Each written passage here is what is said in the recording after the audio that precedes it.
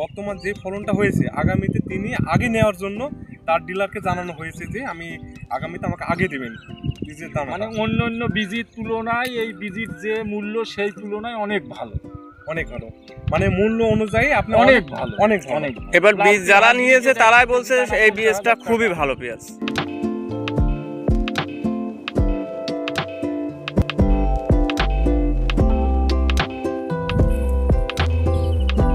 তো এটা হচ্ছে সোনালী নবাব। এই মাঠে আমি ভিজিট করতে এসেছি। এটা হচ্ছে কুষ্টিয়ার মানে শেষ প্রান্ত, কুমারখালী থানা, কুমারখালী থানার ভিতরে। তো এখানে এই মাঠে আলহামদুলিল্লাহ সবারই সোনালী নবাব অনেক সুন্দর ফলন দিয়েছে। কারো 4 মণ, কারো 3.5 মণ, মানে সবসময় মানে 3 মণ প্লাস ফলন হয়েছে এই সোনালী নবাব এই জাতের পেঁয়াজটা।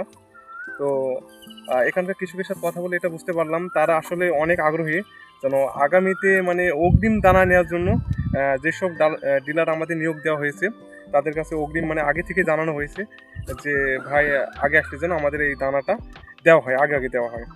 তো আমাদের এমডি স্যার এখনই মানে দানার অনেক নজর দিয়েছে যেন দানাটা যেন আরও আগামীতে আরও ভালো ফলন দেয়, সেই অনুযায়ী কাজ চলতেছে। তো ঠাকুরগাঁওতে আমাদের দানার কাজ চলতেছে যেন আগামীতে আপনাদের হাতে যেন সেরা দানাটা আরও তুলে দিতে পারি। যেমন এবার 4 মণ প্লাস ফলন হয়েছে এই মাঠে, কিন্তু সোনালী নবাব আমাদের সেরা। আপনারা গত ভিডিওতে দেখেছেন যে কেমন হয়েছে আমাদের পেঁয়াজ। তো আপনাদের জানমিশন থেকে শুরু করে পেঁয়াজ তোলা পর্যন্ত আপনাদেরকে আমি দেখাচ্ছি। তো গত বছরেও মাশাআল্লাহ অনেক সুন্দর ফলন দিয়েছে, এবারও প্রায় 4 মণ, 3 মণ প্লাস, 3.5 মণ প্লাস, কেউ 4 মণ, কেউ 4 মণ প্লাসও পেয়েছে। তো যাই হোক, আমি সবসময় বলেছি যে 3 মণ প্লাস আপনারা পাবেন।